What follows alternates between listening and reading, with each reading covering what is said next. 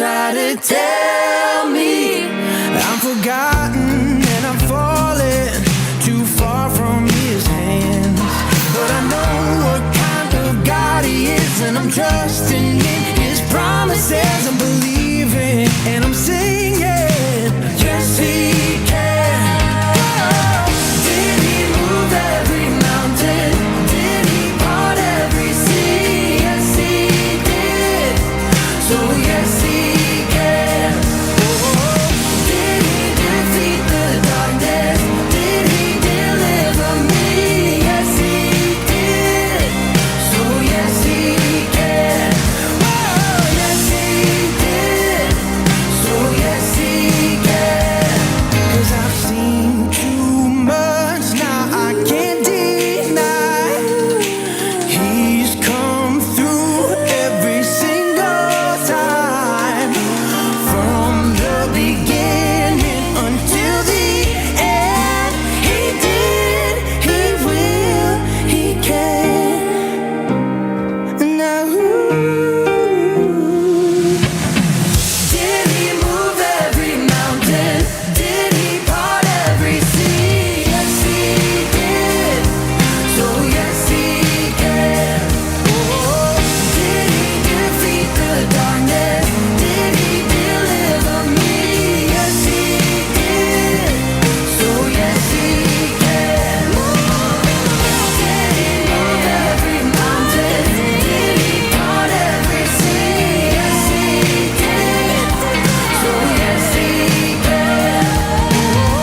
Did he defeat the darkness? Did he deliver me? Yes he did. So yes he Two? Yeah, I'm on. We're good.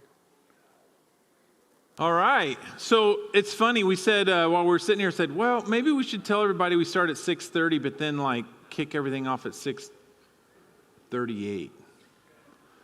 Right? We're starting. You're gonna miss out.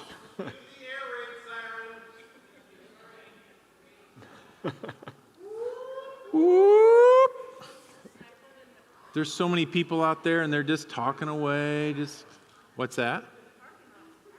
Well, we got kids and we got teens and lots of stuff going on besides just in here. If you People did not just get a love to sheet, share with each other. there It's are fine. lots of sheets out there.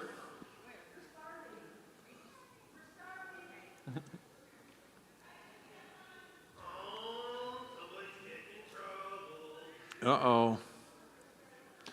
Hi, everybody. How are you? I know it's hard to get in the rhythm of Wednesday nights at church, isn't it?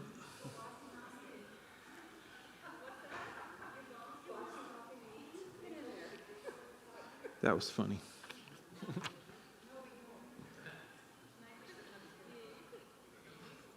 Anybody need a sheet?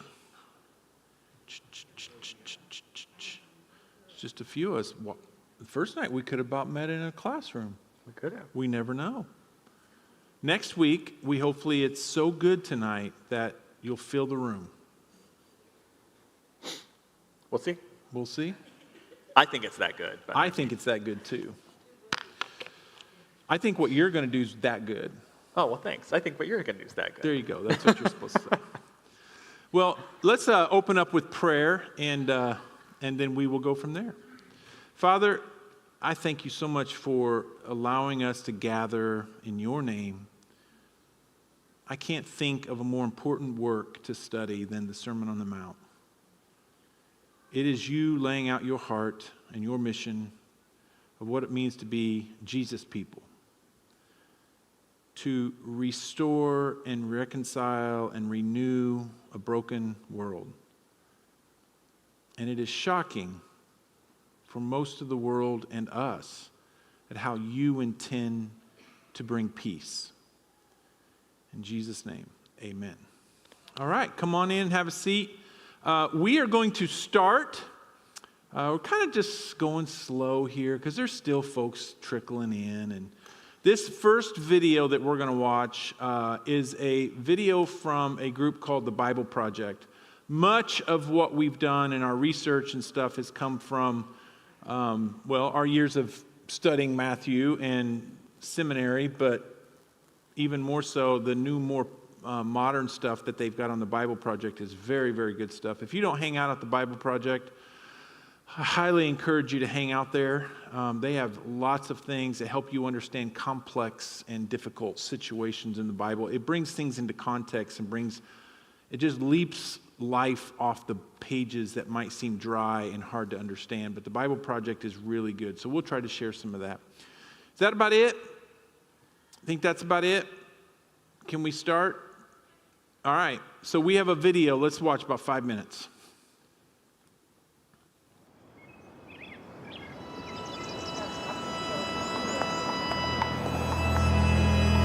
If you've ever heard of Jesus of Nazareth, you probably know he was a famous teacher, and his most well-known words have shaped the lives of billions of people throughout history. Love your neighbor as yourself. Do to others what you would have them do to you. Now, those sayings come from a collection of Jesus' teaching that's sometimes called the Sermon on the Mount. It's only 3 chapters long, but its ideas and images have endured throughout time. You are the salt of the earth. You can't serve both God and money. Take the plank out of your eye before you take the speck out of another's. In the sermon are some really challenging teachings. If anyone strikes you on the cheek, turn and offer him the other cheek. Love your enemy and bless those who persecute you. And there are also some really puzzling teachings. If your hand causes you to sin, cut it off. But the Sermon on the Mount is not a random collection of Jesus' teachings. They've been organized in a beautiful way so that it's easier to remember and meditate on. There are 3 main parts of the sermon, the middle of which has 3 parts, and then each of those middle parts themselves have 3 parts. Wow, this sermon has been carefully designed. Yes, and right at the center of the center is the famous prayer that Jesus taught his followers. Our Father in heaven, may your name be treated as holy. May your kingdom come. May your will be done on earth as it is in heaven. Well, what does that mean for God's kingdom to come on earth? Well, we have to remember that Jesus was Jewish, and he grew up meditating on the Hebrew Bible, the sacred scriptures of Israel, and they told the story of God and all humanity. How God created a well-ordered world and appointed humans to rule it on his behalf. And when humans rule with God's wisdom and love, and when justice and peace prevail, and there's enough for everyone, that is God's kingdom and God's will being done here on earth as it is in heaven. And that's no easy task. Humans foolishly rebel and start building their own kingdoms by their own wisdom. And so God chose one family, the Israelites, and he offered them his wisdom. It was called the Torah, which in Hebrew means the teaching. And beginning with Moses on Mount Sinai, God entered into a sacred covenant with them. Why only select one family? Well, the goal was for the Israelites to be transformed by God's wisdom so that they could represent God's kingdom before all the nations. But in Jesus' day, God's kingdom was nowhere to be seen. In fact, Israel was under the thumb of Roman oppressors. So what happened? Why isn't God's kingdom coming? Well, many religious leaders, like the scribes and the Pharisees, they thought it wasn't coming because Israel wasn't being faithful enough to the Torah. Other leaders, called the Sadducees, thought it would be best if Israel found a way to cooperate with Rome, and so they became the power brokers of Jesus' day. Some ran for the hills to become freedom fighters against Rome. They're known as the Zealots. And still others withdrew to the desert, waiting for God to use them to start a new Israel. But walk around the hill country of Israel, like Jesus did, and you'll mostly find normal people figuring out their lives as best they can. Most were barely hanging on, lots of poor and sick people. Many had lost their land to the Roman occupiers and were struggling to pay the heavy taxes. They were powerless and hopeless. And so Jesus went to these people, healing the sick and announcing that God's kingdom was arriving. People gathered from all over to hear his teachings. And one day, Jesus went up to a tall hill and said the arrival of God's kingdom was starting here and now with them. You mean with the powerless, the weak, the nobodies? God's kingdom begins here? Yes, this is why the very first line of the Sermon on the Mount is, "Blessed are the poor in spirit." In other words, where can you go and see God's presence and blessing springing to life? Among the rich? Among the powerful? No, Jesus says. Look where people are poor, where they feel crushed and defeated. God's kingdom is beginning with the people standing right here.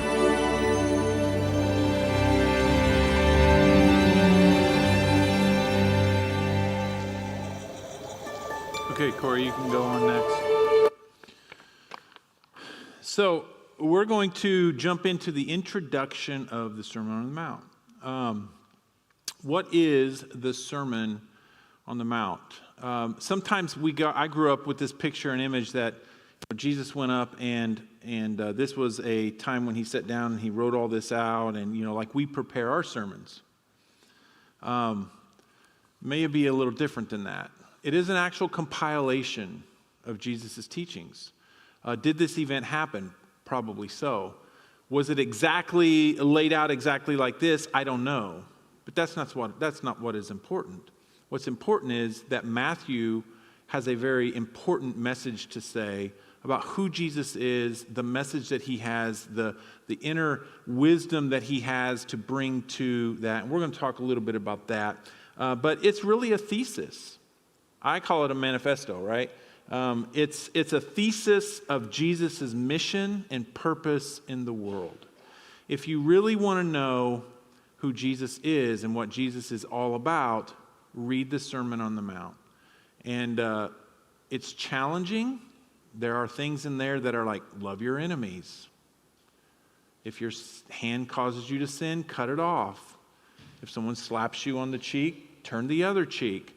And these things all have deeper meaning culturally, and we'll get into more of those things. But it really is a thesis.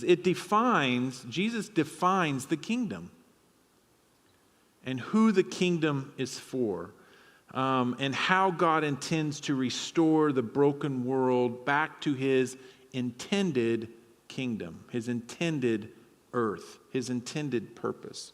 And so, you got any background? Just jump in anytime. All right. Yeah. Yeah. You can interrupt me at any point. Well, I'm just not an interrupting kind of guy. I know you aren't. I'll do my best. But I'll give you space. All right. Sounds great. So they covered the background a little bit, right? But what you have is Israel has been controlled and kind of ruled by a bunch of different nations for around probably 500-600 years. And so at this point in their history, that's all that they've known. They have this sort of history of oppression, of somebody's always been in charge.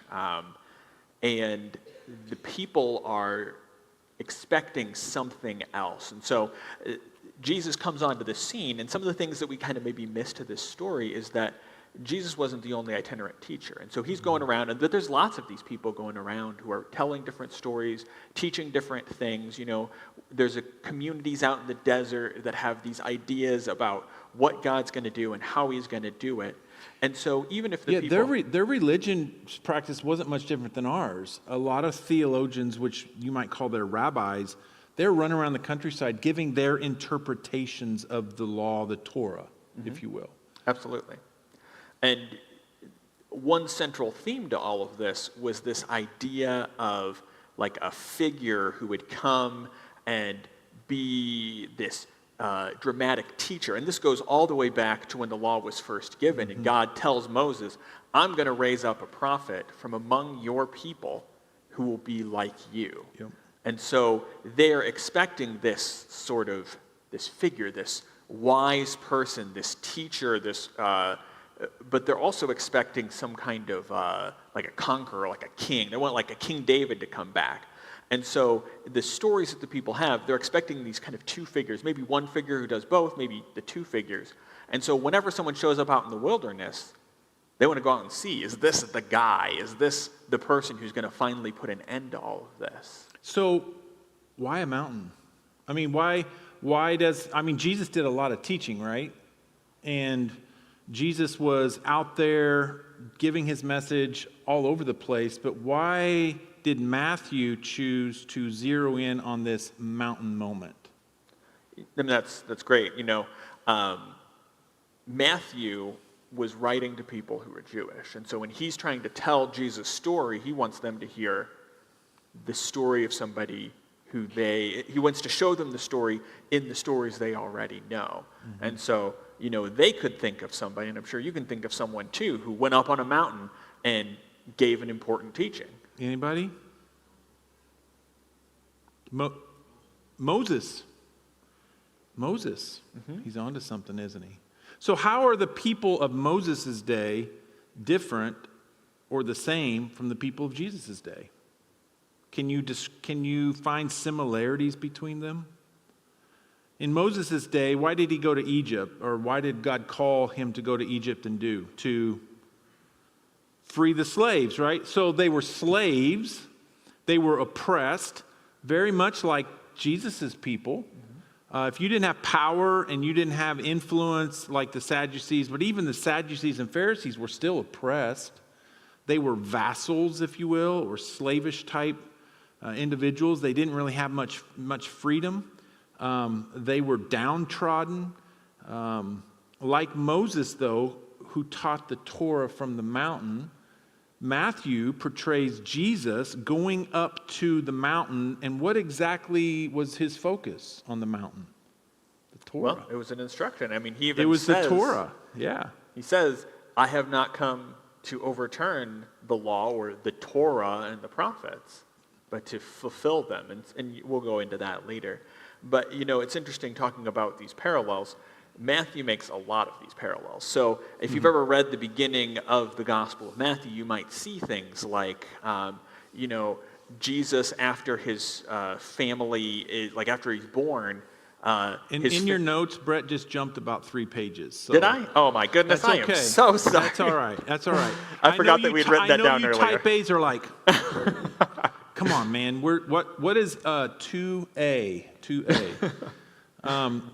Let me finish this section. We'll get into that in a second. That's fine. So by this time, Jesus is up on the mountain. Matthew's portraying him up on a mountain, and he's teaching his interpretation of the Torah. You might think, well, I thought they all believed the same thing of the Torah. Well, it was a little different. There were just like us in our denominations and different views on certain doctrines. They had different views on how to live out the Torah and things like that. What is Torah? Brett, tell people what Torah is. Yeah, so I mean, you guys may have heard of this, and probably the word you think of is law. When I was growing up, we always said the Torah is the law. But the Torah we usually use to refer to the first 5 books. The Pentateuch, yes. And there's a lot of stuff in there that isn't a law, right? Correct. And so a better way to think of it might be teaching or instruction or guidance or something like that. Well, it's not. The first 5 books aren't about the law, but it's definitely about the people trying to live out the law. And especially in like Numbers and Leviticus, God gives them very specific things on how to live out the law. Right. And so the people, and this is where Matthew enters into with the people, is like, we thought we were being oppressed, and the thing that's wrong here is that we aren't keeping the Torah. And so in many of them, there was a whole group of them that thought, we just need to be more religious about the Torah. We need to keep the Torah, and then God will bless us again.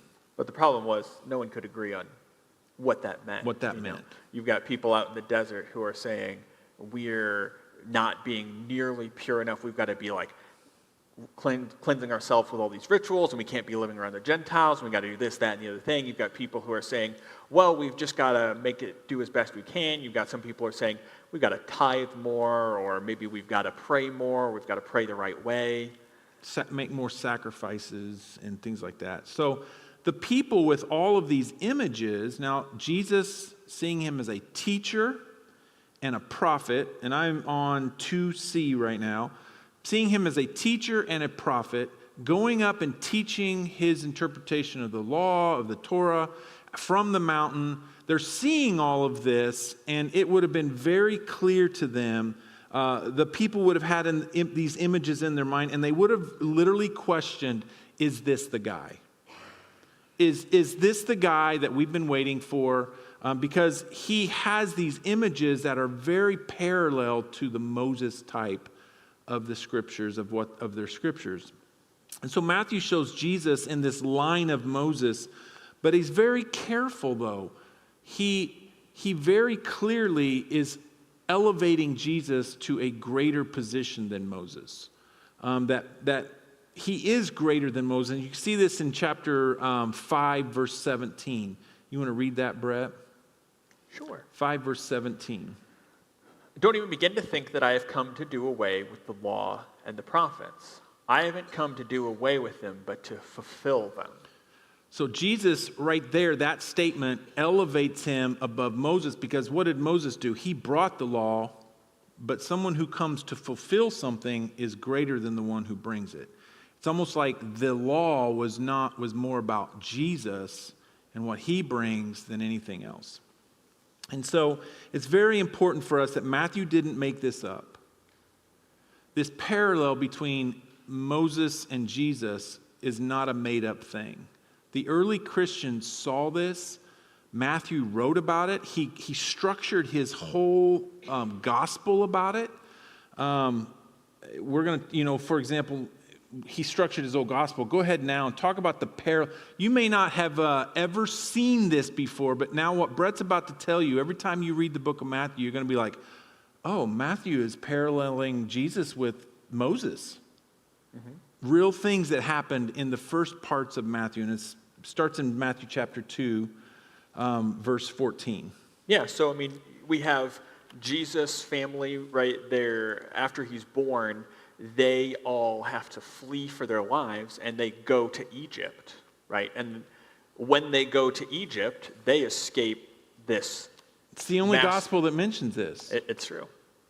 They escape this mass killing of children. Who else was in Egypt? Thank you. He's got all the right answers tonight. Just say Moses, all right? Moses. Just say Moses. Matthew chapter 2, verse 16 is another parallel. So there's a large number of children who are killed in this search for Jesus, which is very similar to the death of all the children that when Pharaoh tries to kill them. The Magi come and clue Herod into the fact that a king has been born. It's the only gospel that mentions this. Mm-hmm. That Herod then sends his army to kill every young male 2 and under. Where else did this happen? In Egypt, right? When Pharaoh wouldn't let my people go, right?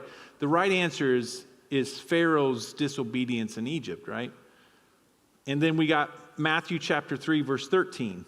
Right, so Jesus gets baptized in the Jordan River, and there's this miraculous sign there. The dove comes down, and they hear God's voice speaking. Who else went through the Jordan? The Israelites. The Israelites. They passed through the Jordan. How about Matthew chapter 4, 1 through 11? And so Jesus, after this baptism experience, he goes out into the wilderness, and he fasts, or he's there out in the wilderness kind of being led by the Spirit for 40 days. Right before his ministry. Mm-hmm. Who else went into the wilderness for 40 years? Yeah. The answer is Moses. Also the Israelites, right? And yeah. And in the same way, they were led by the Spirit through the wilderness. And the Israelites were in the wilderness for 40 years too. You're right. Matthew chapter 5, verse 1.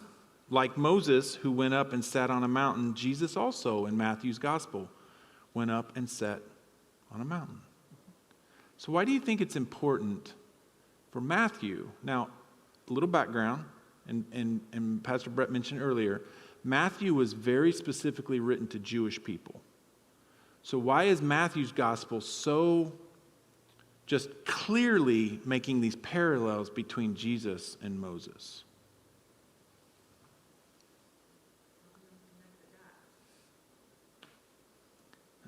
That's a good reason. Helping them connect the dots. It's important. What's that? Yes. Yeah. It's very Jewish in its approach and how the language and the way it's written, the custom things that were done in it. It's very clear. I think most scholars and people who study would agree that it was written to Jewish people.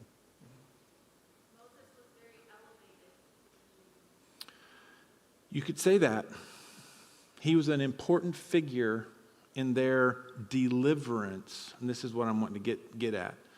Matthew is wanting us to see that in the Old Testament, that Moses came and was a deliverer to the Jewish people.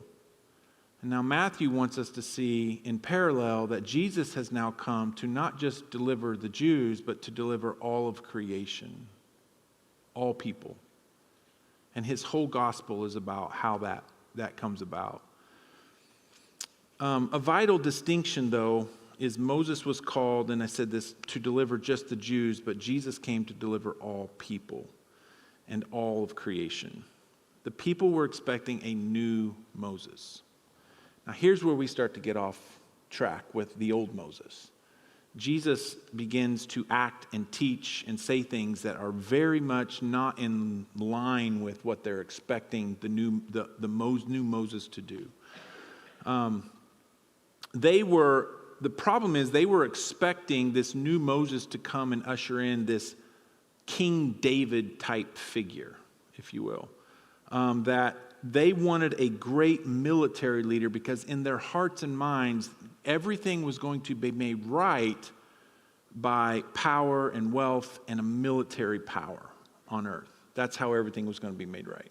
Yeah, you have this almost mythology at this point. I mean, it's not unlike our own view of the American Revolution, that these figures were sort of heroes who were larger than life.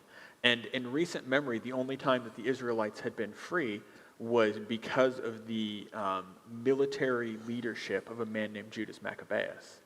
And so for them, this is the ideal, that they said, I remember, or my grandpa told me or whatever, about Judas Maccabeus and his rebellion and how we were free.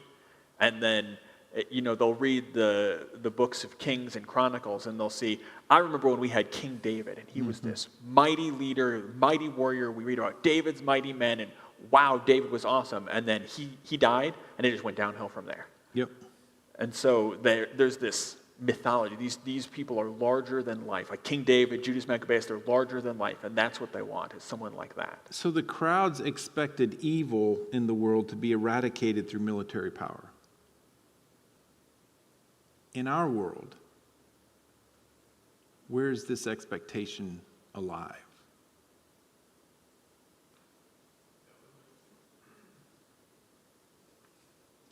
Yeah, you turn on the news and you hear it, right? The only way you're going to have peace in the Middle East is to eradicate Hamas. How are you going to eradicate them? You can't kill an ideal. Well, that's a whole nother topic. But this is where we're starting to see the diversion between the Moses that the people expected and the parallel Moses, who is Jesus, who is greater in what he is now about to teach and how you eradicate evil in the world. You don't eradicate evil in the world through military power or wealth or that kind of wealth that supports that kind of power. Jesus begins a new way to restore righteousness. And I talked about this Sunday, that righteousness, it's important for us to understand that. Did you know that in the English language we have two words, righteousness and justice, and we treat them separately? In the Hebrew and the Greek, they don't have two words for that. It's the same. Justice and righteousness are the same. We'll say, well, why is that important? Because righteousness is not about being religiously clean or pure. It's about how we treat one another. It's doing what is right by the other person, not what is right for me. That is righteousness. And that is the kind of righteousness that Jesus has come to restore. Jesus went nowhere near violence, nowhere near forced coercion, to teach us that this is how God's kingdom is coming to the earth. It will not come through our next president and our next government and the next government and the next government. It just won't. It's going to come through the people of God who get this and understand the narrow way, the narrow gate. The narrow is the highway, the road. Because most people, including me, and I fall back into this all the time, I think somehow we're going to fix things through power and coercion and fear. If everyone would just see that I was right, we could all Exactly. get along. If everyone just, I don't need your opinion to know I'm right? Mm-hmm. Yeah. So how Jesus is teaching the next section is, then Jesus, now we're going to kind of get into a little bit of the Sermon on the Mount. And the introduction I gave Sunday, and it's the Beatitudes. And this week, Pastor Brett's going to get into the salt and the light, and how we are called to be salt and light, and how that relates back to being the blessed ones on the earth. Because in reality, I don't want to give your sermon away, but in reality, we are called to be a blessing to the earth. And if you understand salt and light in that context of those people's history and their culture, salt and light was a blessing to them. I mean, without salt, food rotted, things didn't last very long. And without light, we were talking about your sermon Tuesday, and Brett made the point. He's like, here when it gets dark, I mean, there's lights everywhere, right? But in the ancient world, when it got dark, it got dark. There were no lights. If you could see a light from miles away, and that light would shine in the darkness. So it was very important to them. So how Jesus' teaching fulfills the Torah. This is what Jesus was all about. He went up onto the mountain to teach that he is the fulfillment of the law and what that means. So Moses brings the law to the people, but Jesus fulfills the law. The goal and purpose of the law was to bring, and here's the word in 4a, shalom. It's a Hebrew word. Want to explain what that is? Sure. So shalom, I mean, the simplest word for it is peace, but the kind of peace that they It's imagine more than isn't lack of conflict. Yeah, it's not just lack of conflict, but it's like a positive, like a harmony, a unity. Everything is right. It's wholeness. It's as, I heard somebody describe shalom once, it's as it was intended to be. Right. And isn't that what we all want and long for? Is this sort of shalom, this peace that's just not free of conflict, but that things are as they are supposed to be. And so the purpose of the law was to bring to us shalom. It was to restore humanity and creation to the way it was intended. It was to help make our relationship with God and with others right. And if you take the 10 Commandments and all of the law, it's broken up into 2 sections. The first section deals with our relationship with God, and the second section deals with our relationship with one another. And so the law's intent was to correct what had gone wrong in our relationships.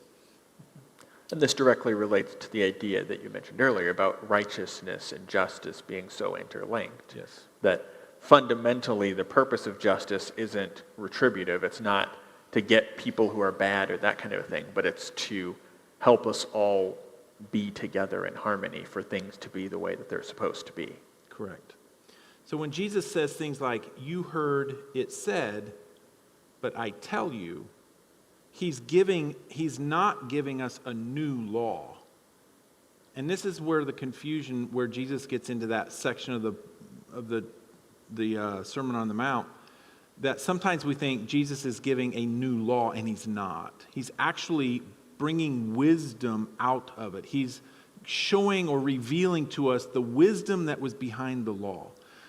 That is the fulfillment. It isn't the new law, but it's an interpretation of the original law. Now, Tony, I've heard this a lot, and I'm betting that some people here have heard this too, that when Jesus does this, he knew that this is the way the reasoning goes. He knew that humans couldn't keep the 10 Commandments in the first place. So he was saying the bar is way up here and we can never keep it, but he's showing us where the bar really is. He raised the bar. Now, would you say that that's accurate, that he was setting a bar that he knew we couldn't keep? Or how would you respond to that? I know I'm kind of going off what we have on here. That was that's something that came to me because I've heard this a lot. We'll talk later. So, it's something that I think some people might have on their minds. I think Jesus was very clearly letting people know that the law cannot just simply be kept at the heart of the law. The purity of heart that he's talking about in the Beatitudes. How do I say this? You can keep the law. and not keep the law. For example, I can not murder somebody, but I can hate them as much as I wish they were dead. And that is where Jesus is going with this, is the standard is higher than just keeping a rule, but that at the heart of the do not commit murder is a wisdom that gets to the heart of who we are as people and how we look at other people. To hate someone so much that you wish them dead, that Jesus would say that is just as bad as actually killing them, physically killing them. It's a tough question, though. I've always looked at it as Jesus sort of raising the bar because he was being he was giving hyperbole to make a point that the law is something that we cannot keep, that on our own strength and power we cannot do it. Anybody else? How about you? I'll throw it right back at you. Sure, throw it back at me. I mean, obviously, I'm already the one thinking about it. So, I mean, I agree with you, right, that on one level, he's clearly raising the bar. He's making it harder because it's no longer just a box that you can say, yep, haven't killed anyone, I'm good. Haven't killed anybody this week, yeah. But he sure sets it up like he thinks that the people can do it, that it's an expectation that is necessary almost, that if we're going to have this shalom, this life of peace, this good life of the kingdom, if the kingdom is really going to come here on earth, then we've got to start living like this, because just keeping the law is clearly not working. He says, look around, this is clearly not working. Yeah, I think if you take the whole of what Jesus is saying is he's really pointing out not so much of what's wrong with us breaking a commandment, but how we break our relationships with one another. And that is what is at the heart and the wisdom of the law. The law wasn't given just as a list of things for us to do and not do, and that was the problem with the Israelites. They thought, and they even made 613 more laws to try to keep the 10 laws that they had. And they just were in this constant vicious cycle of trying to keep things. But what was really at the heart of the problem was not so much that I broke a commandment, but that I don't look at other people the way God intends me to look at other people. I don't treat other people the way I should treat them. And this is getting off that, but when Jesus talks about divorce, we think Jesus is making this kind of discourse on marital divorce, and he's not.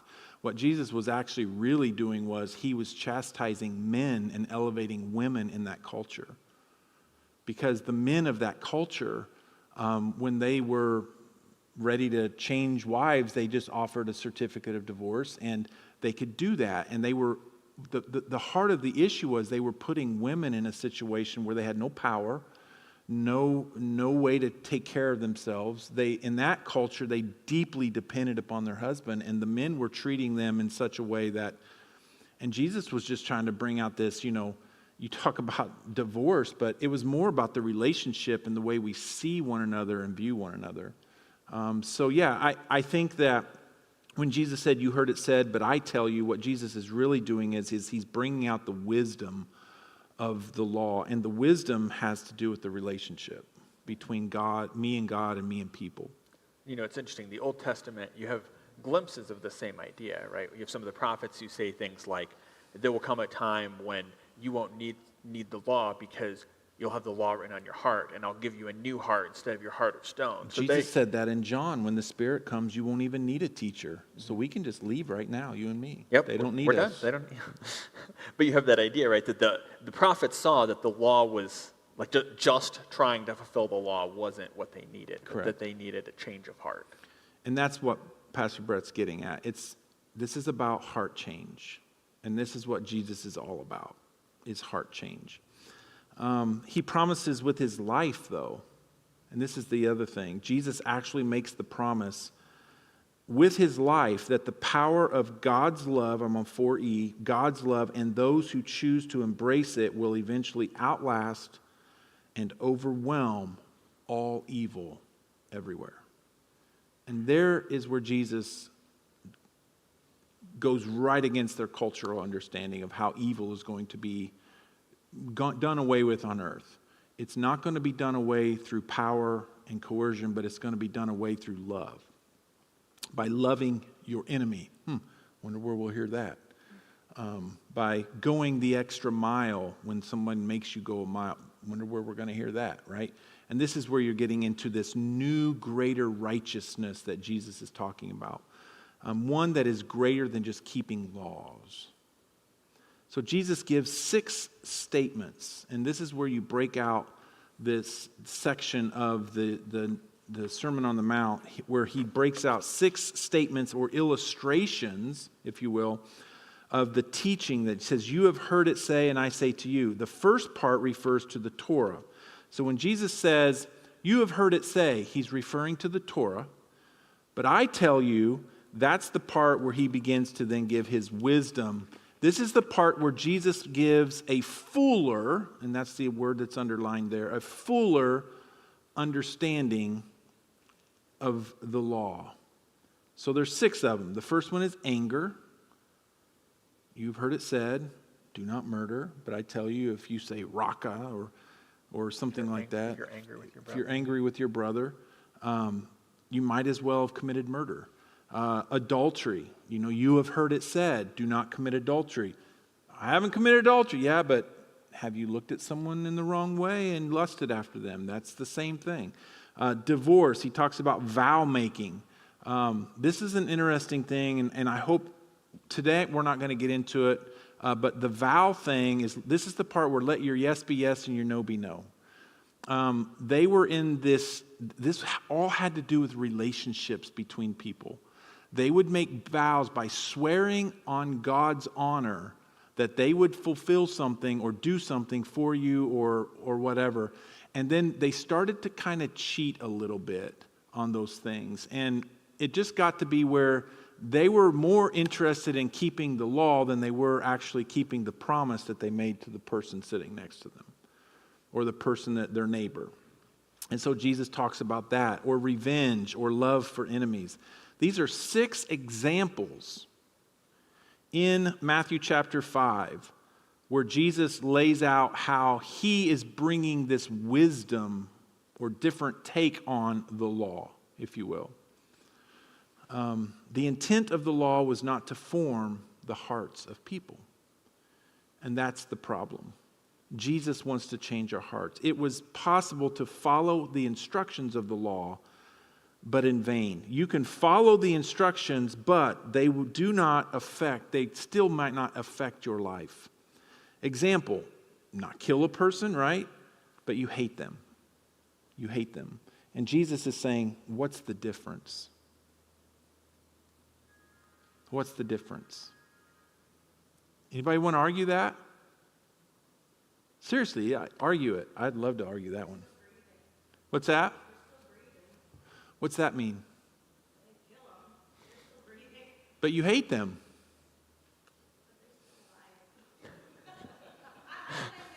I know she is, isn't she? You asked her to argue it. She's doing what you wanted.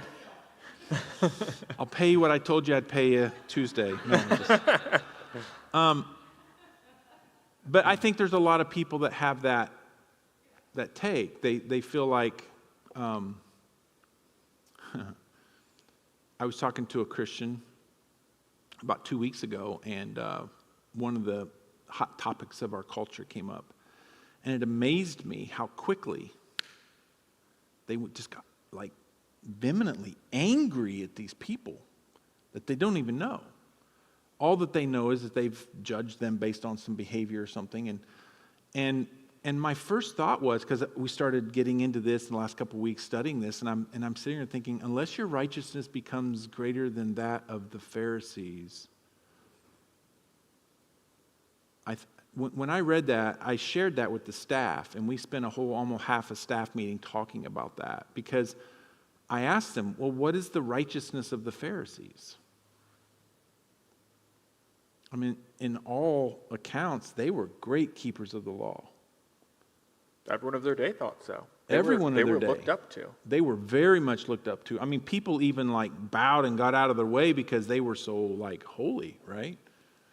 And Jesus comes along and says, unless your righteousness is greater than theirs, you will not see the kingdom of heaven. And that made me think, well, how is my righteousness like theirs? It's a great thing to think. And we want to make sure that our righteousness is greater. And this is what Jesus is getting into. That's why he brings up, you've heard it said, this is their righteousness, but I'm telling you of a righteousness where the relationship is more important than even the action. The way you treat them and think about them and judge them and think about them in your heart is just as important as whether you go out and actually kill them physically. And I know that's hard to marry that together, but that's what Jesus is saying. I guess you would say in God's eyes there's no difference. If that's the case, there's a lot of us that need to be on death row. Because there's people in our lives that we hate them. Hate them.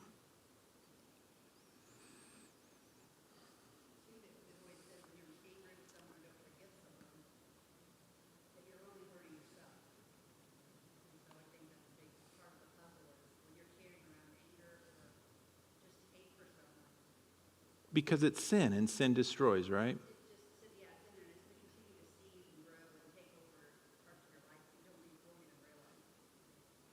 I love you, honey. Real human life and goodness, as Jesus described it, is not about a simple rejection of murder.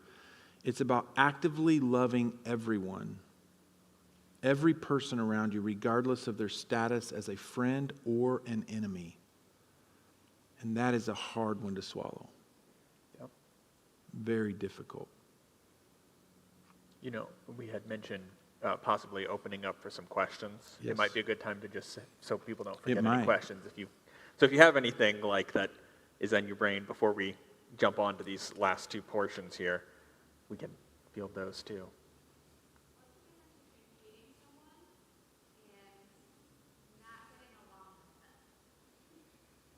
She's your wife. I'll let you take that one. Sure. I can field that one.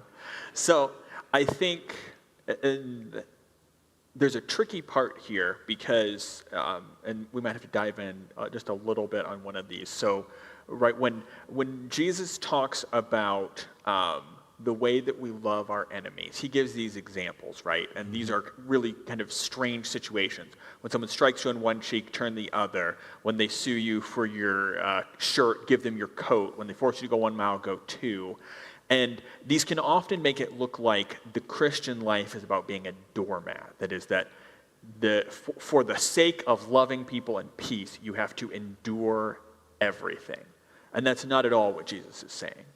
And so I think when we draw out the wisdom of what he is saying, we can have both a positive, love-based relationship with people that we struggle to get along with, while also having healthy boundaries. And the easiest way to, the easy example of a relationship to bring this out of is one of abuse. That is, if someone is in an abusive situation, neither of us will ever suggest that they should bloom where they're planted. Mm-mm. We'll say, be safe, get somewhere safe, but we'll also never advise you to hate that person because they deserve it. Right. I think it's about finding a nonviolent way to regain your power in the relationship. And what I mean by that is not a power that is coercive or domineering, but for example, it was a normal thing by law, a Roman soldier could force any of the Jewish people to carry their backpack or pack 1 mile. But by law, they could not go 2. They couldn't go a step further beyond 1 mile. So the moment that you decided to go 2, you just took the power back away from them. This is sort of this moment for them, I'm not requiring you to do this. And it's yeah, I'm choosing to do this. So I think it falls back to that mercy idea. Blessed are those who are merciful. Mercy being the idea of generosity, going beyond what is required. So if you have people in your life that you just don't get along with, I understand that. That doesn't mean you have to force yourself or go out of your way to get along with them. But I do think that you find ways that you can go beyond what is required of you in the relationship. Yep. Does that help?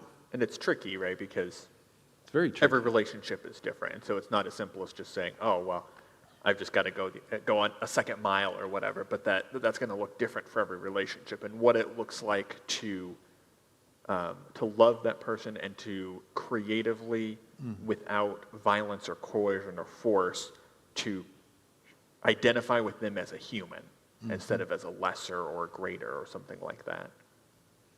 Yep. Good question. It's a great question. In a lot of these, you have to be creative.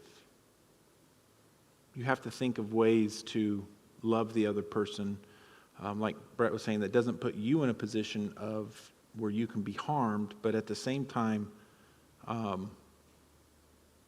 doing something for someone when it's not required is an act of generosity and mercy. And we've talked a little bit about Jesus bringing out wisdom from these, and something that isn't as common in our day is this idea of wisdom. Wisdom being not a set of rules that you follow, but a set of principles or a perspective on the world. And so it's not as simple as saying, it says this, therefore we do that, but rather Jesus is trying to get us to see that when we prioritize relationships, when we prioritize bringing peace and justice and harmony and connection, and we're looking for that in the world, we can think about the world differently, we can think about our relationships differently, and we can try to be creative in drawing that out. And there's no one-size-fits-all answer there. Yeah. Good question. Anybody else? How do you weigh through, rather than saying it, like, is it still, can you think it instead of saying it or acting on it? Such as like, hey, can you think you hate somebody and not say it or act on it? Like, what do you do in that situation? The word that Jesus used was raka, which has this implication of idiot. What an idiot. What a fool. What a... how else would you interpret that word? I mean... Dummy, yeah. Dummy, idiot, fool. It speaks more toward how you view a person in your heart. Do you see them as a potential restored image of God? You know what I'm saying? Or do you see them more as what they can get you or not get you, and you're basically judging them based on what they bring to you in the relationship? Does that make sense? He doesn't know. Well, it sounds like maybe his question was more about how do we as Christians handle that? Because it's hard, like, sometimes you just think these things about people and you're just like, stewing on it, and how do you move from, okay, I'm not acting on it, but if I've got to go deeper, what does that look like? And I think part of that is just what Jesus is talking about here, that you have to center your life on it, right? You've got to bring it in. And, they use metaphors when they talk about wisdom of it being like food and water. I mean, Jesus says it here. Hunger and thirst for righteousness. Yeah. Mm-hmm. So it's very hard to answer these abstractly. Do you have a real life situation? No, I'm just kidding. But I think that's it. It is. It's difficult to answer some of these abstractly. If you had a real situation, it'd be like, maybe we could help counsel you. The beauty of the whole situation is we have the Holy Spirit. Holy Spirit lives in us. Well, being a man of the Spirit myself. Bill, you got a question? She wasn't done yet. You got another one? She's still talking. It's not a question, it's just that we're so great to be on this side of the cross. Yeah. Because every day the Holy Spirit is going to help us, and Yep. we've got the power of Jesus in us that rose him from the dead. So And that power is to love others better. that's huge. Yeah, it's very big.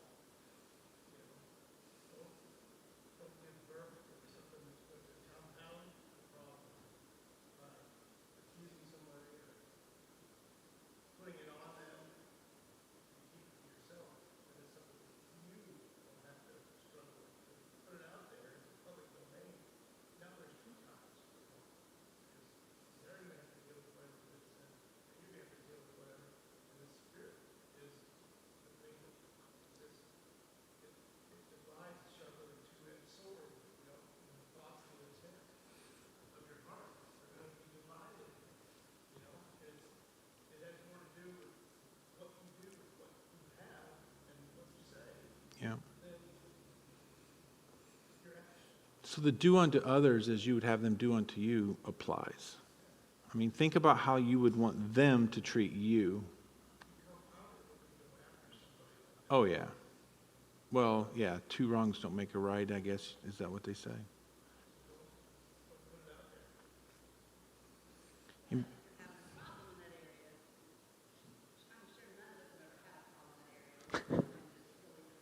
that my wife? We talk about this in our group, but if there's a song that God uses right now to speak to you, and it's a song that you really resonates with you, whenever that person comes to mind, start singing the song. Because I had to go through something years ago, and I remember I had so much hurt and anger that and of course writing the letter, tearing it up, something you would say to them, don't actually give it to them, but tearing it up. It wasn't about me. But the music, God, that's how God ministers to you. That's one thing I think, especially when your mind just keeps wanting to go to that and go to that and go to that. You get so obsessed with that, and it just takes you to bad places. Then you find a song or a verse that is speaking to you, and each time you start to go there and push it away, and then eventually it will stop being kind of cool, having that cool. And there are some spiritual disciplines you can practice to help bring this out of you. To bring that out. I mean, obviously the Spirit is there and He's guiding and directing, but even the flesh needs disciplined. And so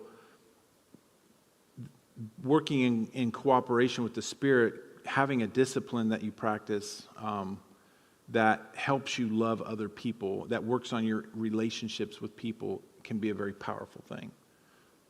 And you can reach out to Pastor Brett and I, and we could actually give you some spiritual disciplines instruction. Or you can go out on Amazon.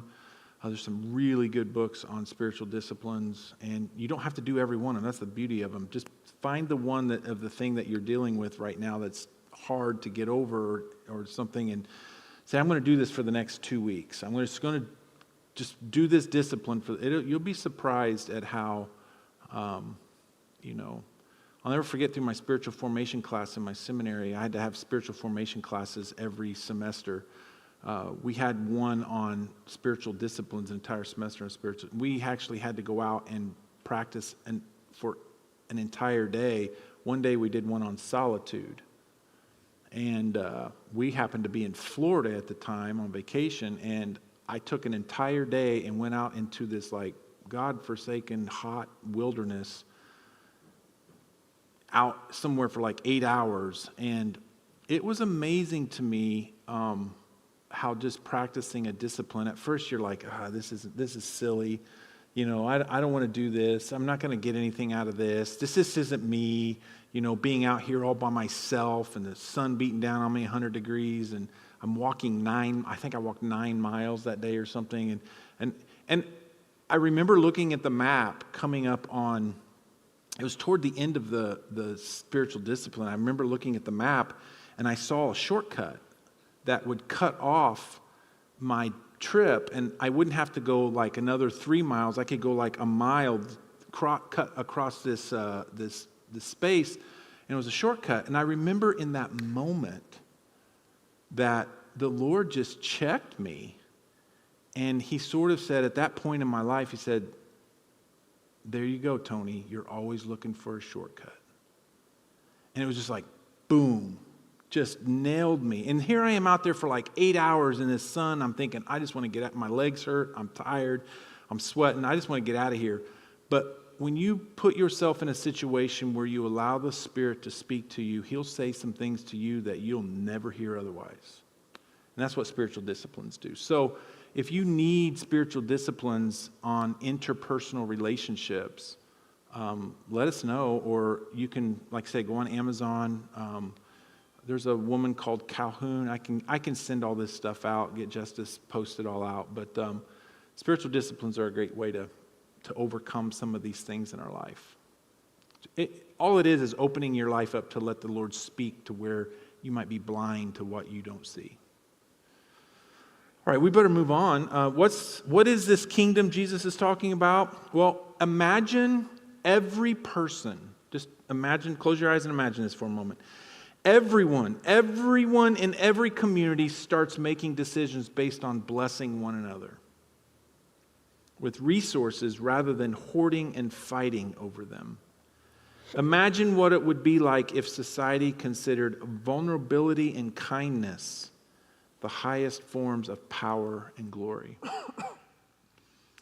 In this world, mutual love would bring total peace, total safety, total provision, and everyone would experience what is called the good life. Imagine that world. This is God's kingdom, where all is right and all is set straight and all is just and righteous.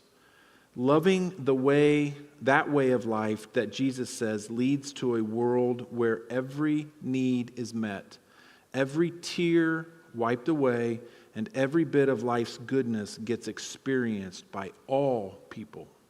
That is God's kingdom. Any questions about what God's kingdom is? You got anything to say about that? You covered it. I covered it. Any questions? Not even, Lord, Lord, how do I get into the kingdom of heaven? Not calling me Lord. That's not what I'm saying. You want to do the next one? Sure. So when Jesus is talking about this kingdom, right, he's sort of almost asking them to imagine a world that they would say is unimaginable. But he's saying this world is going to come. And so what's that going to look like? We talk about transformation, right? And so way back in the day with Moses, God started something new, right? Moses was called out, and he called his people out, and they wandered in the desert, and they got this teaching. And God said, Moses, my people, here's this law, here's this covenant, this agreement between us. You live like this, and there'll be blessing. Your life will be good. You will have harmony. You'll have peace. Everything will be right. And Jesus says, well, obviously you can look back at our history, and that didn't happen. But now here with Jesus, new Moses, new teaching, explaining it again. He's saying we can still do that. Just like Moses came and rescued our people a long time ago, Matthew says, now here's Jesus, and he's come to rescue all of us from the curse of sin, from this poisoned, broken world. And he says, and Jesus taught us what this looks like, and he lays out this teaching in the Sermon on the Mount. So he portrays Jesus as that new Moses. And this is that way. I mean, the people early on were never called Christians. They were called people of the way. It was a way of life. It was a way of living. It was a way of doing relationships with each other, a way that we related to power. And all of these things has to do with the way of Jesus. And what Pastor Brett said, as Moses stood up on the mountain and told you how if you do these things, that it would transform what you're used to, Jesus is now saying, that didn't work so great, but my way is greater. My way is better. It's more than just the law. I'm not changing the law, but I am bringing to you the fulfillment of it. This is what the law is really all about. It's about your heart and your relationships with God and with each other. And if you do these things, it was an unexpected trajectory, and that is in the last number verse or letter C. Through his Sermon on the Mount, opening humanity's eyes to this deeper meaning of Moses' truth. Yeah. Or his Torah. And it definitely was. And they brought that out in the video, right? This idea that even when he says this list of blessings, those would have been kind of like, what? Really? I mean, and you have instances of the disciples doing this kind of thing all the time, where like Jesus says, I tell you it's harder for a rich man to get into heaven than it is for a camel to go through the eye of the needle. And across, like the disciples' response is, who can be saved? Because their worldview was so wrapped up in a particular way that rich people are blessed by God, that they couldn't imagine that those people couldn't get to heaven. And so when he is saying when you're talking about an unexpected trajectory, this is really like these people would have been shocked at the things that he was saying and suggesting. So the world will not be fixed by eliminating our enemies. Correct. True. It will not be, and this is important too, the world is not going to be fixed merely by us escaping the world And I think a lot of Christians live in that fear or that hope that's, the world is done and gone and we're just waiting to get out of here. Mm-hmm. That is not what Jesus taught. He actually taught a transformation of heaven on earth as it is in heaven. And Jesus' whole intention, and even in the Beatitudes, Jesus doesn't say, blessed are those who, for theirs will be heaven.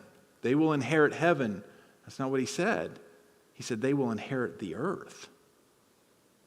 So Jesus' intentions are actually to bring this kingdom to earth and transform the earth.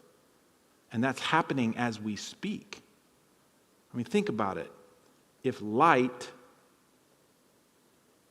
you're a light in the darkness, since Jesus has come, there are billions of lights that have existed. If you take one and multiply it, and multiply it, and multiply it, shouldn't the world be getting brighter? And I would argue in many ways it is. I don't want to go back to the Middle Ages. I don't want to live back there.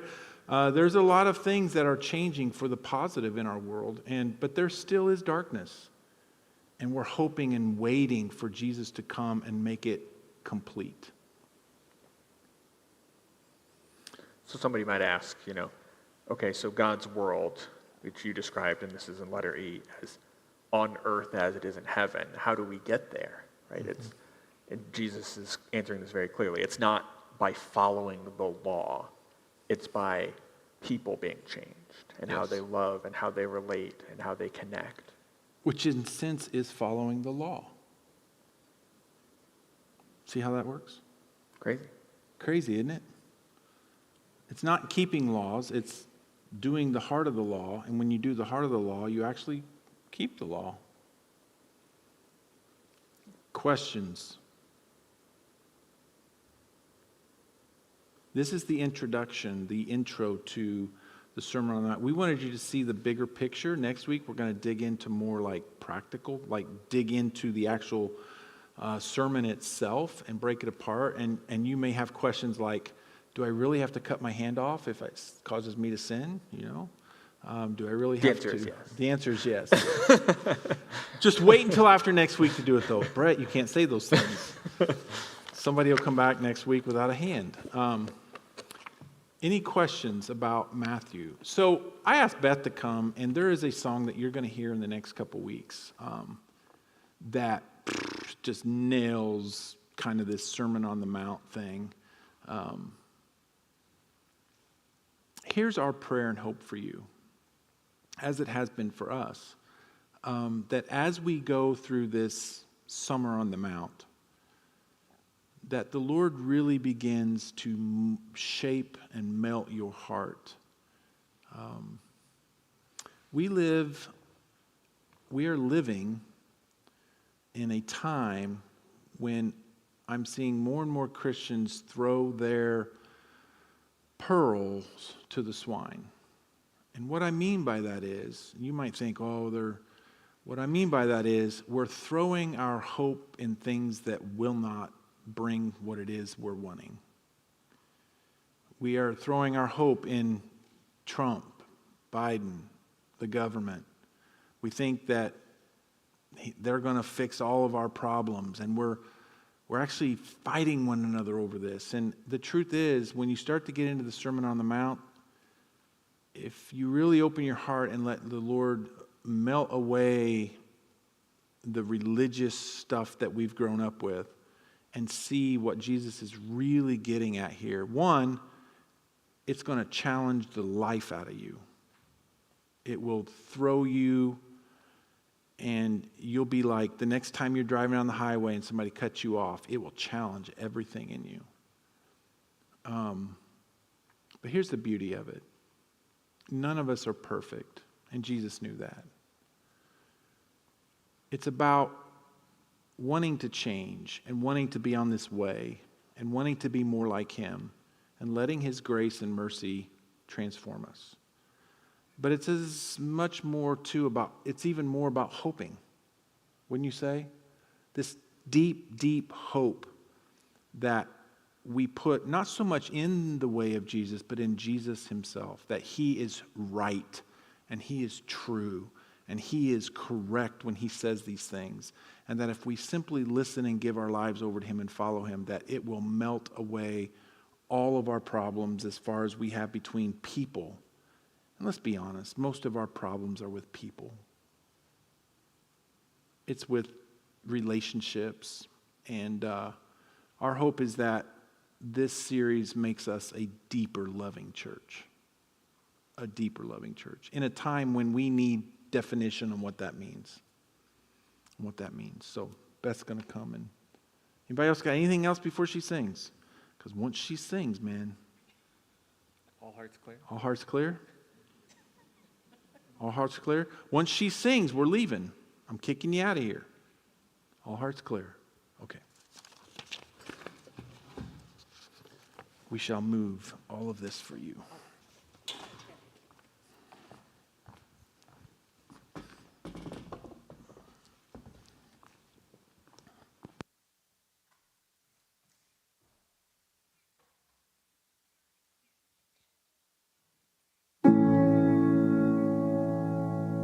Actually, I'm going to have you guys do it again because I have no words. I need those.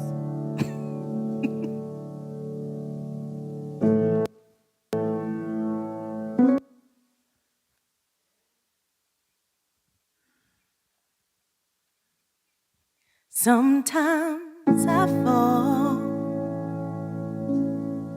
to my knees and pray, saying, "Come, Jesus, come. Let today be the day." Sometimes I feel like I'm gonna break, but I'm holding on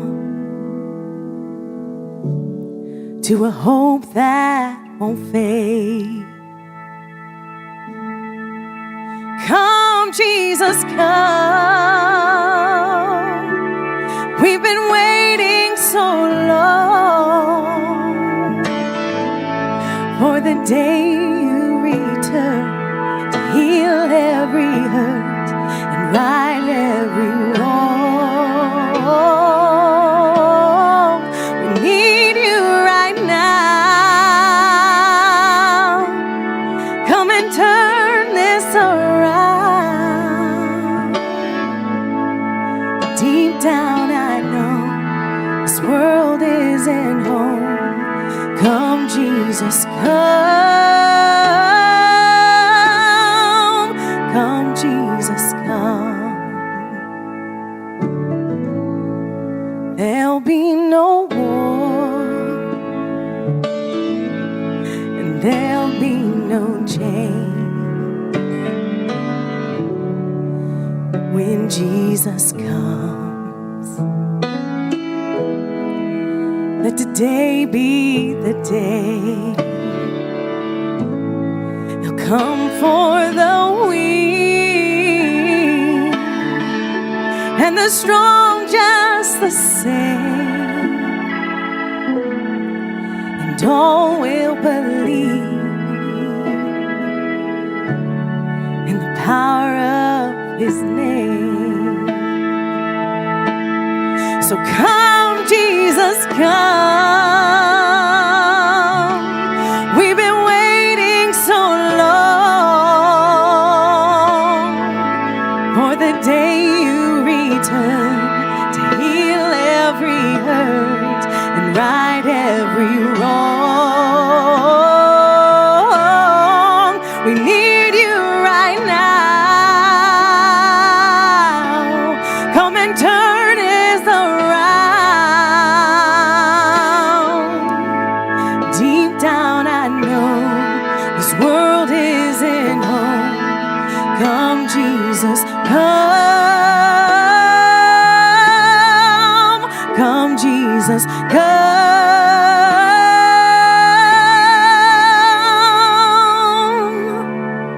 One day he'll come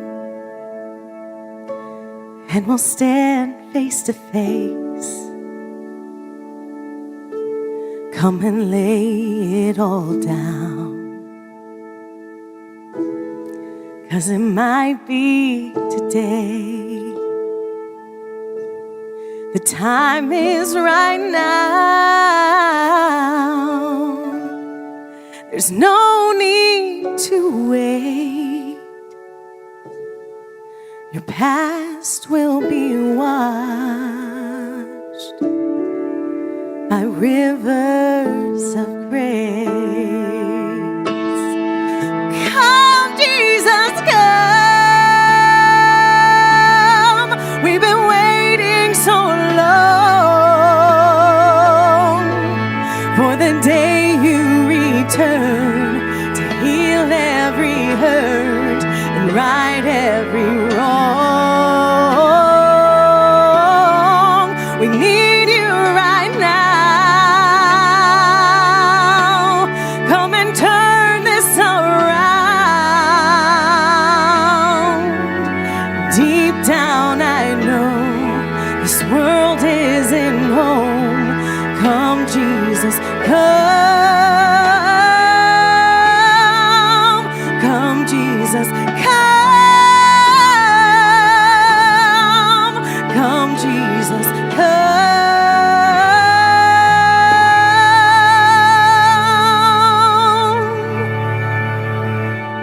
Come, Jesus, come. That's good stuff.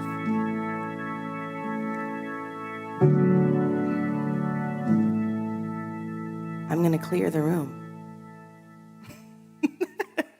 You are dismissed. If you guys have any questions about what Tony and Brett were talking about and wanting information on that, don't forget to see them and talk to them, and they will get that information for you. They promised. So I'm putting them on the spot. Love you guys.